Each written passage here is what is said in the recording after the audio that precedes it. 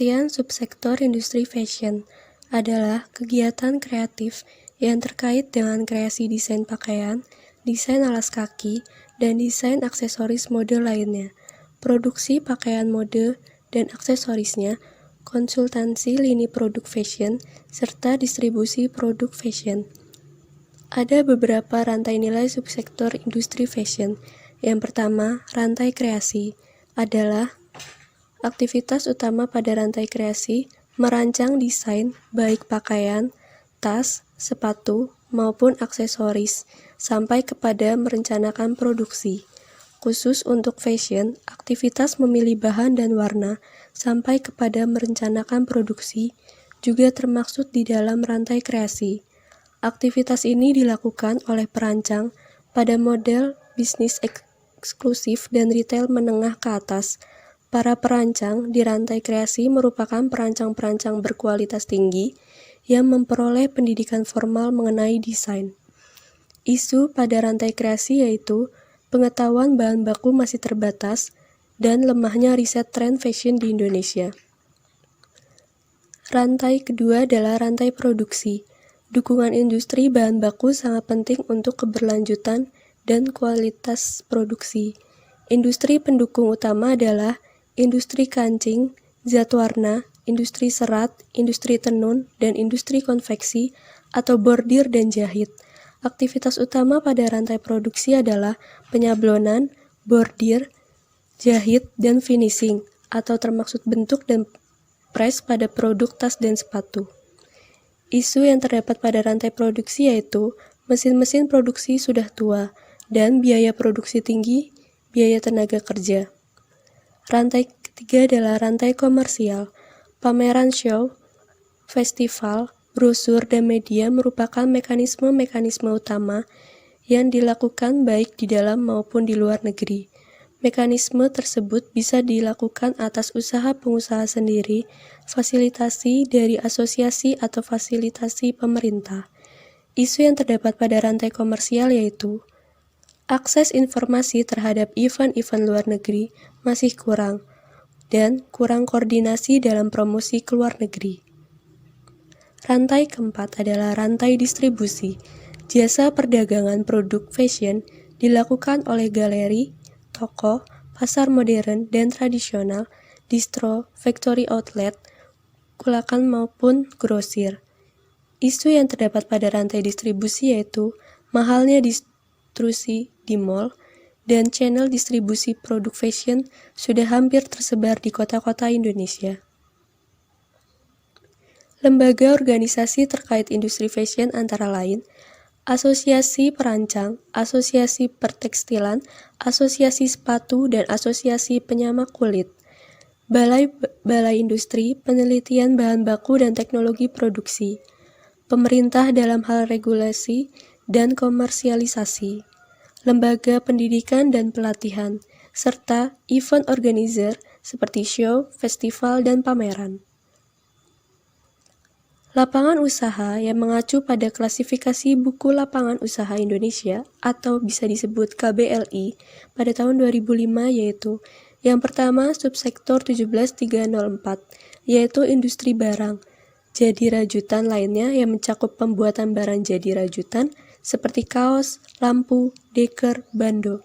Yang kedua, subsektor 18202, yaitu industri pakaian jadi atau barang jadi dari kulit berbulu dan atau aksesoris yang mencakup usaha pembuatan pakaian jadi atau barang jadi dari kulit berbulu atau perlengkapannya seperti mantel berbulu. Yang ketiga, subsektor 19202, yaitu industri sepatu olahraga yang mencakup usaha pembuatan sepatu untuk olahraga dari kulit dan kulit buatan, karet, dan kanvas, seperti sepatu sepak bola, atletik, senam, jogging, dan balet. Yang keempat, ada subsektor 52322, yaitu perdagangan eceran, pakaian jadi yang mencakup usaha perdagangan eceran, khusus macam-macam pakaian jadi, baik berbuat dari tekstil, kulit, maupun kulit buatan seperti kemeja, celana, jas, mantel, jaket piyama, kebaya, dan lain-lain. Yang terakhir ada subsektor 53399, yaitu perdagangan ekspor berbagai barang dan perlengkapan rumah tangga lainnya yang mencakup usaha mengekspor berbagai barang-barang dan perlengkapan rumah tangga lainnya yang terkait dengan fashion seperti pakaian jadi dari kulit dan alas kaki dari kulit.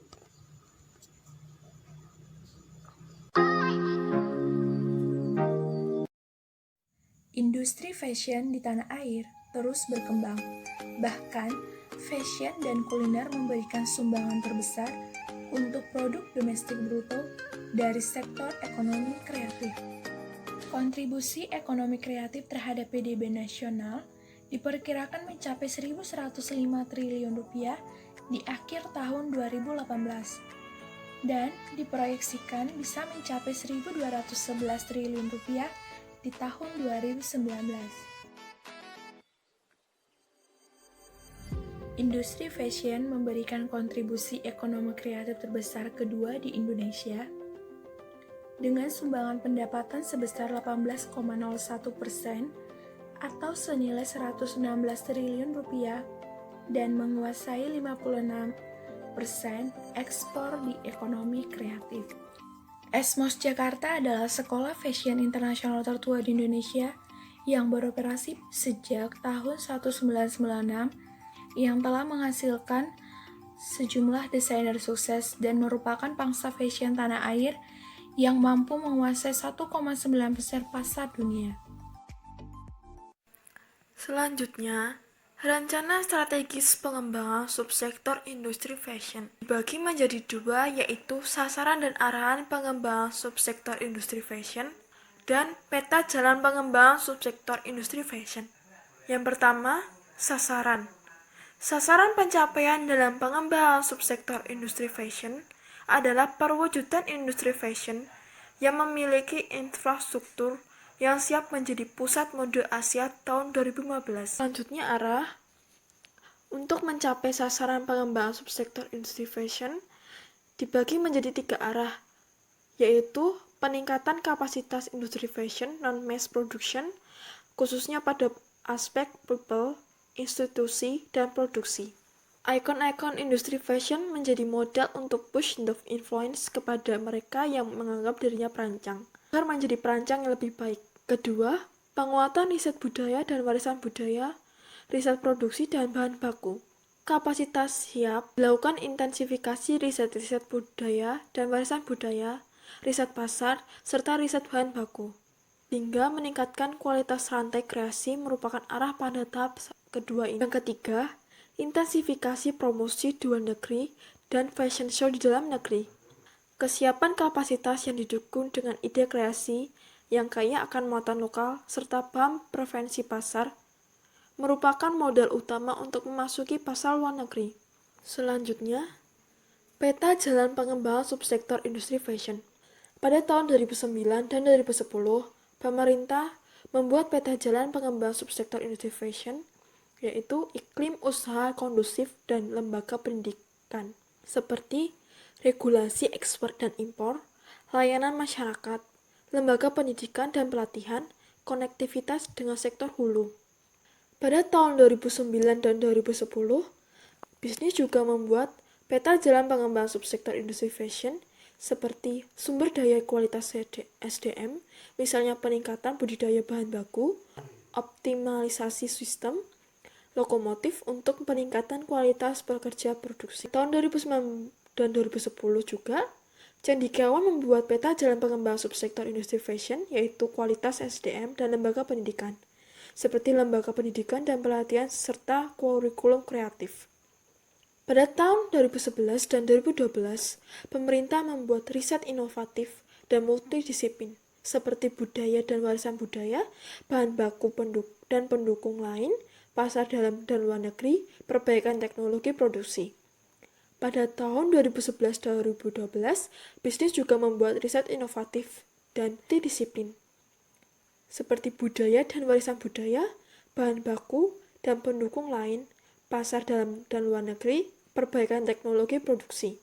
Pada tahun 2011 sampai 2014, cendekiawan membuat peta jalan pengembangan subsektor industri fashion yaitu riset inovatif dan multidisiplin, seperti budaya dan warisan budaya, bahan baku, dan pendukung lain, pasar dalam dan luar negeri, perbaikan teknologi produksi.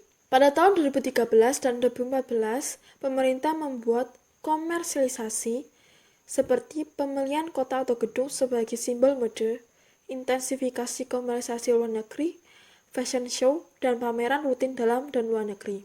Selanjutnya, pada tahun 2013 dan 2014, bisnis juga membuat komersialisasi seperti pemilihan kota atau gedung sebagai simbol mode, intensifikasi komersialisasi luar negeri, fashion show, dan pameran rutin dalam dan luar negeri. Pada tahun 2015, industri fashion yang memiliki infrastruktur yang siap menjadi pusat mode Asia tahun 2015.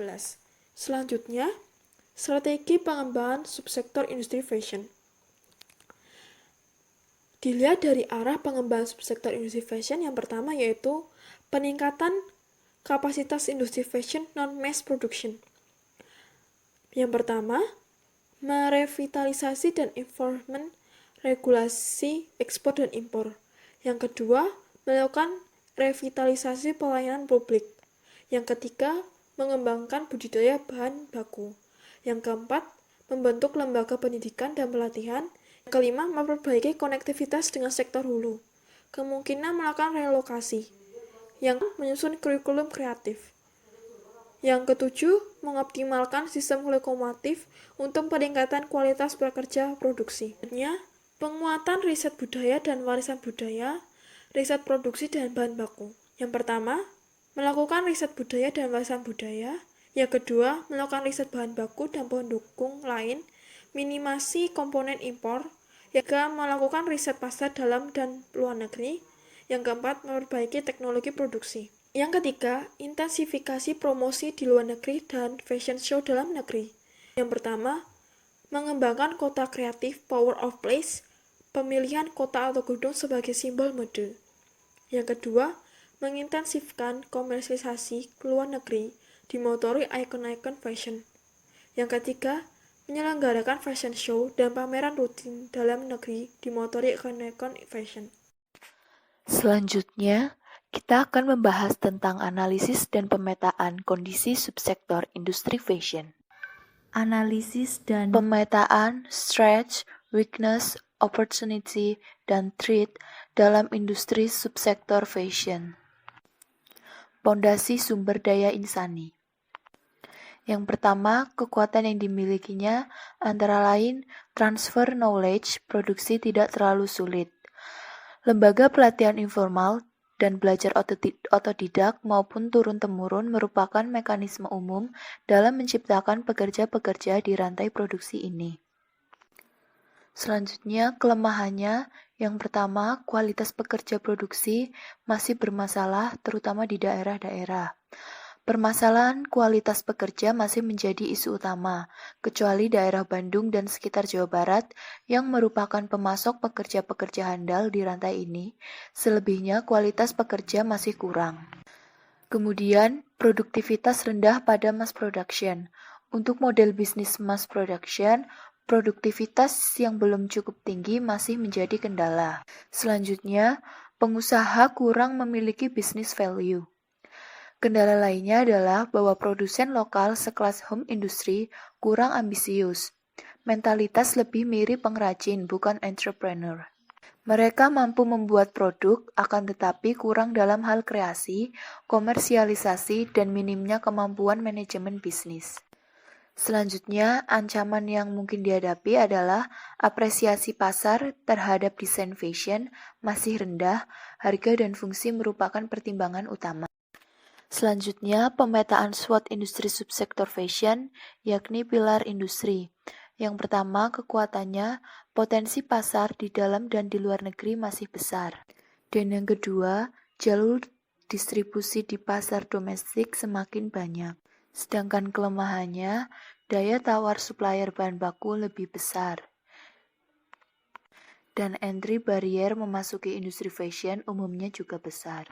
Sedangkan kesempatan yang dapat diraih adalah potensi pasar di dalam dan di luar negeri masih besar, sehingga industri subsektor fashion dapat lebih mengembangkannya agar mampu bersaing di mancanegara. Sedangkan ancaman yang mungkin dihadapi yakni ancaman produk asing, khususnya Republik Rakyat Tiongkok yang semakin besar, pemahaman yang minim terhadap konsumen luar negeri, dan ancaman perusahaan asing di pasar domestik. Selanjutnya, pemetaan SWOT industri subsektor fashion dalam pilar teknologi. Yang pertama, kekuatan. ICT, networking, konektivitas semakin membaik. Pemanfaatan teknologi informasi seperti internet semakin intensif. Pemanfaatan ICT dalam berbagai hal seperti inspirasi desain, diseminasi teknologi produksi yang berkualitas, transfer knowledge, informasi pasar sampai kepada pembentukan komunitas dapat dimanfaatkan dengan baik.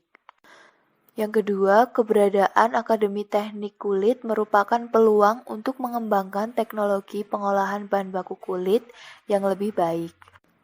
Selanjutnya, kelemahannya, teknologi bahan baku mentah kulit atau industri penyamakan perlu perbaikan. Pemetaan SWOT industri subsektor fashion dalam pilar sumber daya. Yang pertama, kekuatan. Bahan baku kulit Indonesia tergolong salah satu yang terbaik di dunia. Sedangkan kelemahannya, lokasi bahan baku kulit mengurangi efisiensi, dan adanya bahan baku energi dan biaya energi yang mahal. Kemudian, pemetaan SWOT industri subsektor fashion dalam pilar institusi. Yang pertama, sebagai kekuatan, kebutuhan akan HKI tidak terlalu penting, sehingga piracy bukan ancaman. Yang kedua, community base jumlahnya cukup banyak, sehingga dapat mendongkrak efektivitas pasar. Kemudian, kelemahannya, yang pertama, konektivitas antar pelaku usaha, antar sentra, dan klaster-klaster usaha masih minim. Dan yang kedua, otonomi daerah belum optimal mendukung pengembangan fashion. Yang terakhir, pemetaan SWOT industri subsektor fashion dalam pilar pembiayaan. Sebagai katan, yang pertama, industri fashion yang bukan mass production tidak memerlukan pembiayaan besar. Sedangkan kelemahan, pembiayaan model bisnis mass production, khususnya investasi mesin yang sudah tua dan investasi untuk inovasi, sangat mendesak kebutuhannya. Cerita sukses kali ini diambil dari desainer muda Indonesia Anas Khairunnas yang karyanya sudah banyak digunakan di berbagai ajang nasional dan internasional. Untuk mencapai karirnya saat ini, banyak yang ia lalui. Karena passion yang kuat dan fokus pada bidang yang ditekuni, ia dapat meraih kesuksesannya. Sejak remaja, ia memiliki passion yang tinggi terhadap fashion dan ajang beauty pageant. Saat SMP, setiap kontes universe digelar, ia selalu mengikuti updatean berita. Sambil mengikuti berita tersebut, ia berangan-angan ingin terlibat dalam beauty pageant tersebut. Impiannya kini telah tercapai, bahkan lebih dari mimpinya, karyanya kini sudah digunakan di berbagai ajang. Sejak SD, ia sudah bisa membatik. Setelah lulus SMA, dia merantau ke Jakarta dan mengambil sekolah fashion di LPTB Susan Budiharjo. Setahun setelah sekolah fashion, ia magang sebagai asisten desainer Ade Sagi. Pada 2010, ia mantap membuat label sendiri yang bernama Anas. Ia juga bergabung dengan Indonesia Pageant, komunitas pecinta dan pengamat pageant. Dari komunitas itulah, ia mendapat link menuju Putri Indonesia yang prosesnya terbilang cepat. Ia sangat bersyukur dipertemukan dengan teman-teman Indonesia Pageant yang mengenalkannya kepada YPI. YPI adalah Yayasan Putri Indonesia. Ia bersyukur diberi kesempatan oleh YPI yang sangat berpengaruh pada perkembangan karirnya. Hanya populer di tanah air, label Anas juga dibanjiri peminat dari luar negeri.